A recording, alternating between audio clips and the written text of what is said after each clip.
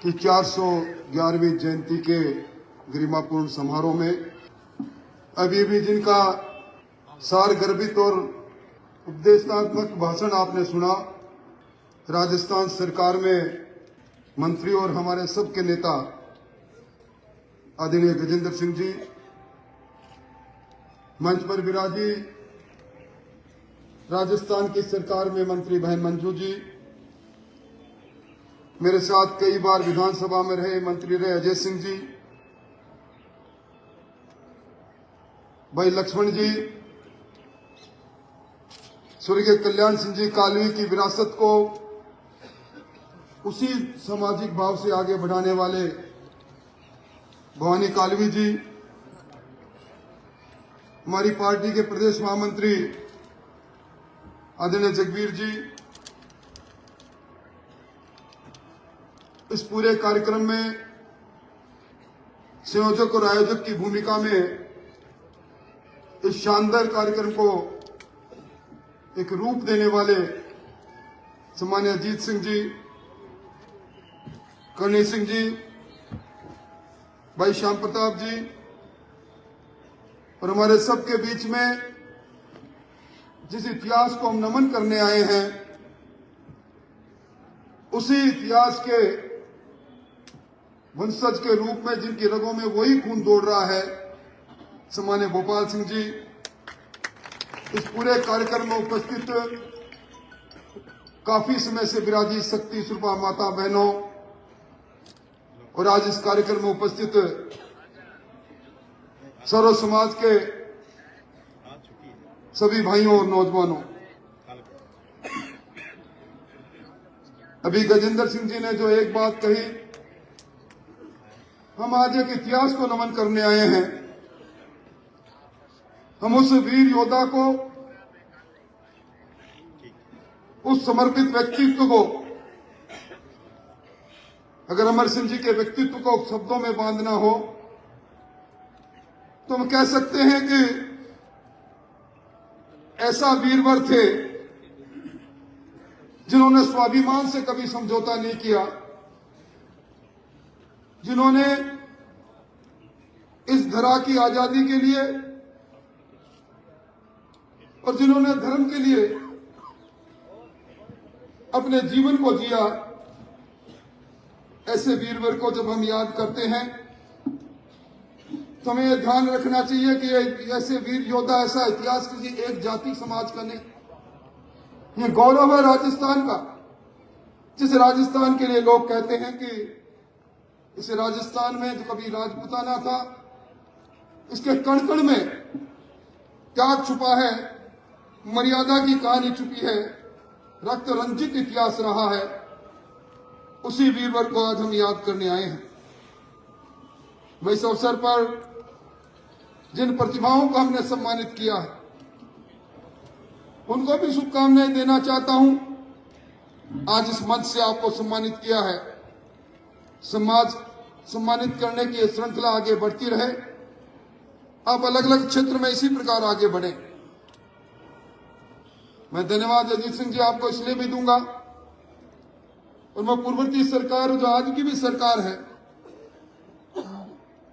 Bharatiya Janata party की तत्कालीन सरकार से लेकर ओंकार सिंह जी से लेकर सीआर चौधरी साहब को भी धन्यवाद साधुवाद देना चाहूंगा कि आज का इतिहास जो जमी दोराज हो जाता, आज बदलते हुए परिस्थितियों के अंदर जब हम नौजवानों से बात करते हैं, बच्चों से बात करते हैं, इतिहास की बात क्या कहूं, अगर उन्हें पूछ लेते हैं कि अपने परदादा का नाम बताओ,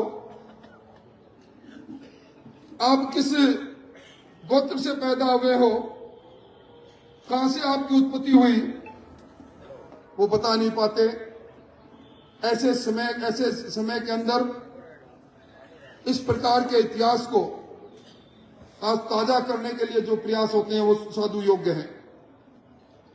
हम सब लोगों ने देखा है, समय को बदलते देखा है, जीवन को बदलते देखा है। हम इतिहास में राजतंत्र को देखते हैं तो आज इस लोकतंत्र को भी देखते हैं।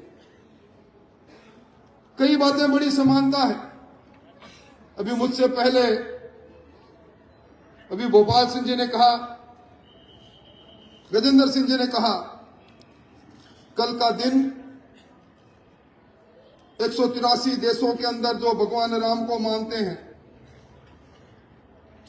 जिनके मन में एक ही बात है कि उसी प्रभु की कृपा से ये मानव देह हमें मिली है। मर्यादा पुरुषोत्तम राम, वर्षों का वो संकल्प कि भगवान राम उसी स्थान पर विराजे जहां उनका जन्म हुआ, वो अवसर भी कल का है। भगवान राम को मर्यादा पुरुष को कहते हैं। जब राजा दशरथ ने कहा कि मैंने वचन दे दिया है, भारत को राज मिलेगा, आपको 14 वर्ष का वनवास मिलेगा, प्रभु राम ने तिनक भी संकोच नहीं किया, तिनक भी विरोध नहीं किया और राजसी वस्त्र छोड़ के जंगलों में निकल गए। इसी प्रकार का इतिहास अमर सिंह जी का था। जब अमर सिंह जी को उनके पिताजी ने कहा, गज सिंह ने कहा कि मैं आपको नहीं, आपके छोटे भाई को राजा बनाऊंगा, आपको छोटी जागीर दूंगा। अमर सिंह जी ने उफ नहीं किया, विरोध नहीं किया और निकल गए। ये बात हमें इस बात को कहती है कि आज भी इस बदली परिस्थितियों के अंदर, इस लोकतंत्र के अंदर सभी लोगों को साथ लेकर जब हमें अपने प्रेरणा के स्रोत के द्वारा कही गई बातों पर चलकर समय काल परिस्थितियों के अनुसार फैसला लेते हैं, ये बात स्वामी भक्ति और विचारधारा के रूप में हमें यह भी सिखाती है कि जिस विचार को लेकर हम अपने जीवन को आगे बढ़ाते हैं, उस विचार पर हमें निश्चित तौर पर चलना चाहिए। आज जिस प्रकार की हालात है, कोई हमसे छुपी हुई नहीं है। आज आवश्यकता इस बात की है कि हम अपने उस पुराने इतिहास के साथ साथ आज जो लिखा जाएगा, आज जो हमारे कर्तृत्व से है, कल का इतिहास बनेगा, उस इतिहास के अंदर इस प्रतिस्पर्धा के समय में सर्वाइवल फॉर फिटेस्ट की थ्योरी के आधार पर अपने अपने वजूद को कैसे बचा के रखें। जब अमर सिंह जी के जीवन को और उनको देखते हैं और उनकी मृत्यु के कारण को देखते हैं, तो लगता है कि कई बार व्यक्ति अपनों से धोखा खाता है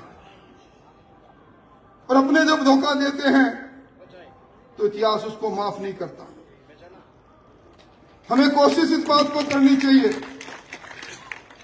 जीवन के अंदर जिस राह पर जाए, या तो किसी को अपना कहें नहीं, अपना कहें तो अपनत्व का भाव हमेशा रहे।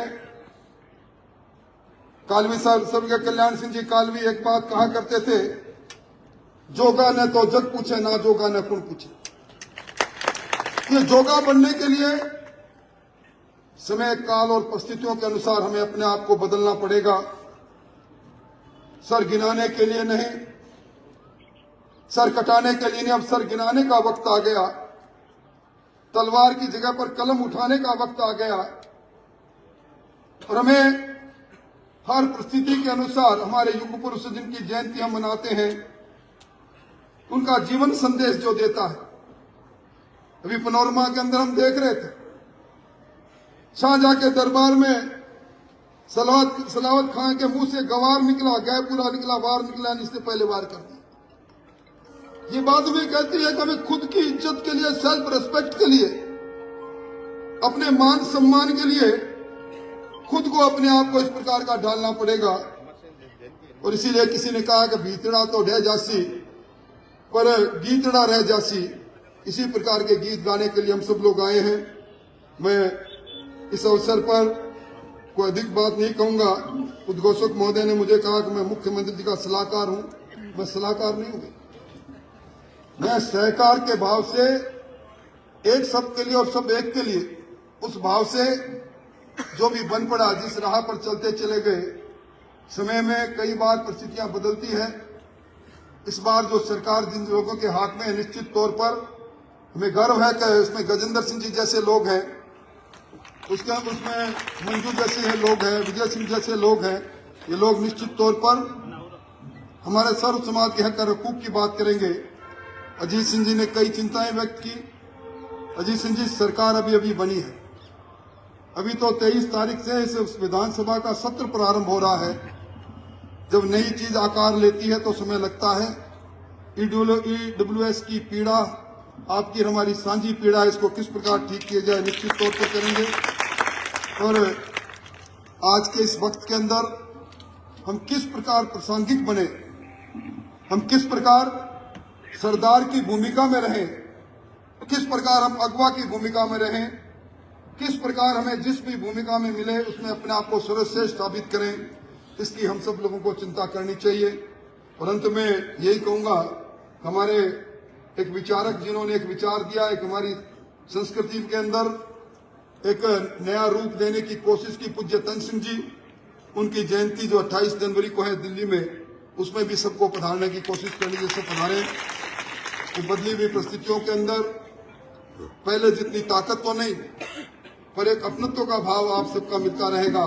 हम सब मिलकर इस भजन लाल जी की सरकार से जन कल्याण के कामों को धरती पर उतारने के लिए सबका अपना सामूहिक प्रयास रहेगा, सबका साथ होगा, तभी सबका विकास होगा।